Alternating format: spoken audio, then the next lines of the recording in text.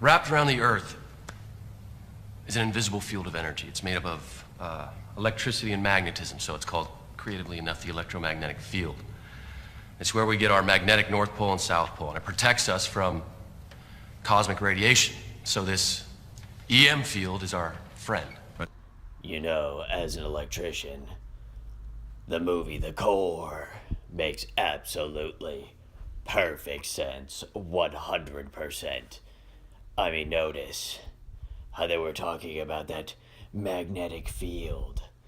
But the facts of the matter is, do you believe in magnetism? I mean, are we at that level now to where people are just taking that, questioning everything and anything just way too seriously? I mean, let's think about this for a second. I mean, you've clearly seen magnets. You clearly believe that there's some force or phenomena out there. You clearly see something is happening before your eyes when you view magnetism. So you can't outright deny magnetism. So I've also learned that ancient, philosophers and people of wisdom were also a lot more trustworthy than people of today. So when I see that, ancient philosophers, how long ago when they figured out magnetism, even in ancient Chinese times over here, we talk about magnetism. I mean, this has been knowledge for almost a long, long time. Look, in ancient China, the earliest literary reference to magnetism lies in a 4th century BC book named after its author, the Sage of Ghost Valley. Can you believe that? You're the Sage of Ghost Valley, and you want to believe that maybe, magnetism isn't real? Get the hell out of here. Ancient human thinkers were way more trustworthy. Think about it. All these people today, they're all corrupted. They're all, manufactured by colleges, corporations, schools, whatever. Think about it. The ancient philosopher, the ancient thinker, the ancient scientist, most of the time was poor. Think about it. Most people back then, you had to be really interested in these subjects, or you had to be really interested in these fields to actually do what they were doing. It wasn't like just everyone had knowledge and technology like they do today. You actually had to be smart and strive and work for it and everything. It wasn't just given to everyone, which is why, you can also look at the Bible too, because it says right there, but thou, O man of God, flee these things and follow after righteousness, godliness, faith, love, patience, and meekness. See, I'm not so sure about all those other things, but patience and meekness and righteousness, a lot of those ancient philosophers had because they were poor. Remember, no government institution or anything was feeding them most of the time. It wasn't until recently when that started happening. So you can take a lot more of what they were saying with more grain of salt and more truth. Because think about it, you had to be way more interested. So what that was referencing there was the North and South Pole and how it's a magnet. So I was helping you describe my theory earlier of how it could be. So we were thinking of The Core, the movie, and how, they compare it to a giant engine, which is true because I view the planet as a giant generator pretty much, because we can see here that the Earth's inner core is about 70% made of iron and nickel. Now why is that important? Iron. Oh, you'll see in a second. And then we have the outer core. Remember that the inner core they believe is solid because of the pressure. And then you have all the liquid in the outer core also made of iron. So when we also look back, we can look at our good friend the mineral back there. Oh yeah, magnetite. What is magnetite? Magnetite is a very common iron oxide mineral that is found in igneous, metamorphic, and sedimentary rock. Perfect areas for inner core, outer, magma. And then you have there, see, it has the highest iron content when you have magnetite. So when you look at a magnetic generator, it makes absolute sense when you think of our planet when the core is made of iron and magnetite, because our planet is nothing more than just a giant magnetic generator.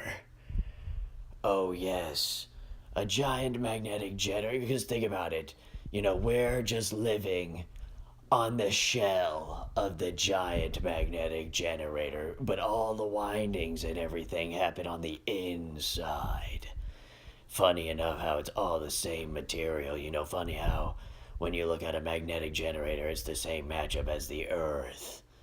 And we all know that the Earth generates this magnetic field, and whenever you search up the magnetic field, they always draw it, from the North Pole to the South Pole. They do all the rings. What if that's because on the inside of our planet is where the actual energy is? It has nothing to do with the outer, where we're on top of the shell, which we could explain, all the flat Earth arguments and everything. Space, why we don't feel the speed and anything, because, like I was saying, you can imagine the gravity field. We're just inside a zero gravity field. You can imagine that, we're free floating. We're still spinning, but we're not spinning as fast as people want to believe we're spinning. It's the gravity field that's actually spinning, and then someone, with intelligent design, kick-started the planet, when it was inside the vacuum. Because, you gotta imagine that it's a perfect environment for us. Is the globe letting us know more than we realize? Is this the true secret of reality? Is that how it really works? We're just free floating and free spinning while the gravity field keeps us safe and moving at those high rates of speed that they want to tell us that we're moving about. Is that the true fact of the matter? Reality break. Engaging and dangerous mental traveling. Proving modern science wrong. Throwing your own theories out there. See, instead of outright denying flat Earth, instead of calling everyone crazy, why don't you engage and project your own theories of how you things work? Who knows? You could be right, you could be, but we'll never know while they continue to constantly lie to us on a massive level. But anyway, if you're wondering, well, what does that have to do with DMT and the sacred geometry and Dr. Masaru Emoto and David Wilcock? Well, when you view Earth as a natural generator, energy, this is where the huge supplies of energy. Remember, in ancient Egypt, they believed that they were able to tap into Earth's energy grid. What if they were able to tap into the magnetic, spatial energies of Earth? Our own, universal terra energies, whatever you want to call them. But as it pertains to the sacred geometry and the study of geometry and in fluid vibrations.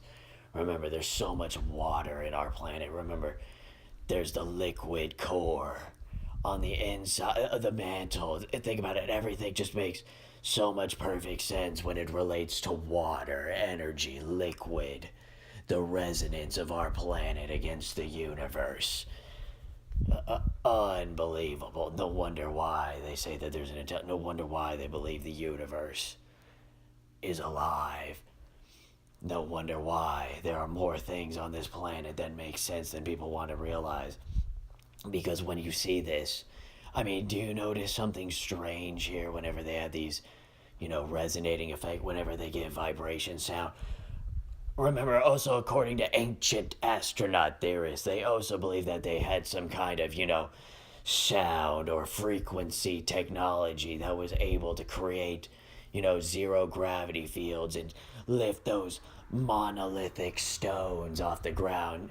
Just like one of the very best episodes you could see is in season 1, where it talks about the guy who was building his own monolithic garden, and he had that tripod thing with the box on top of it, and everyone's always speculated what that box was. What if that box was some kind of, lodestone or pure earth magnet that was just so in tune to Earth's energies that it was able to just, create zero gravity fields around the objects. Because think about it, all that energy that's being pulled towards the center, because that's the engine. So it makes sense that the gravity, would go at the top in the bottom, those magnetic field rings.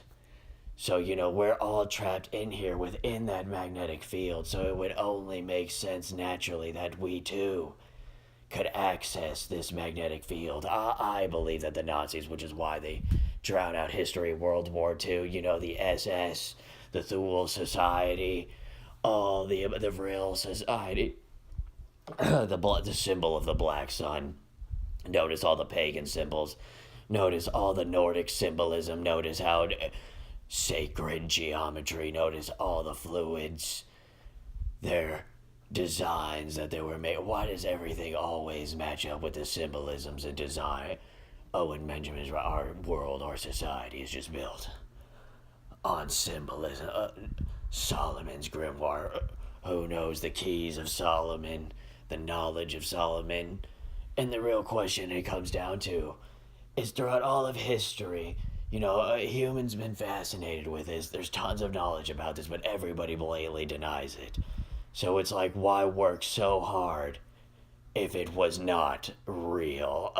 Think about that. Think about why they want to rob you of your birthright. Think about God gave you the power of intelligence. He gave you a divine spirit when he breathed the life into Adam, forever replicating God's spirit constantly, which is why they're so they want to get their hands on God's power, which is why when they feel like they could corrupt man's spirit, it feels like as if they're corrupting God's power, which is, are we keys to vessels required to use from them because they require God's divine energy.